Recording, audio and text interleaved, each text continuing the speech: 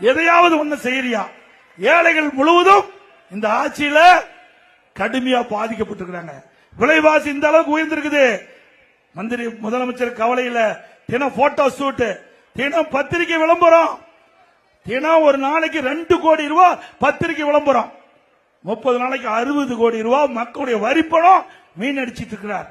இவருக்கு விளம்பரத்துக்காக அரசாங்க பணத்தை பயன்படுத்துவது கண்டனத்துக்குரியது. அது மட்டுமில்ல, இவருடைய அப்பாவுக்கு எழுதாத பேனாவை கடல்ல கொண்டு வைக்கிறதுக்கு 82 கோடி மக்களுடைய வரிப்பணத்தை எடுக்கிறார். இது நியாயமா? அப்பாவுக்கு பேனாவை நாங்க வேண்டாங்கல. உங்க ட்ரஸ்ட்ல 8000 கோடி இருக்குது. திரு கருணாநிதியுடைய குடும்பத்துடைய ட்ரஸ்ட்ல 8000 கோடி பணம் இருக்குது. அந்த பணத்தை எடுத்து கொண்டு போய் பேனா வைங்க. யாரு வேண்டாங்கல. அப்புறம் இப்ப வந்திருக்கிறார் திரு ஸ்டாலினுடைய மகன் உதயநிதி, கார் பந்தய வேணுமா? இது தேவைங்களா நாட்டுக்கு?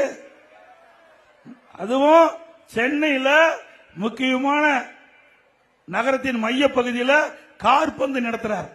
பல 100 கோடி செலவு. எப்படி மக்களுடைய வரிப்பணத்தை வீணடிக்கிறார் என்பதை எண்ணி பாருங்க.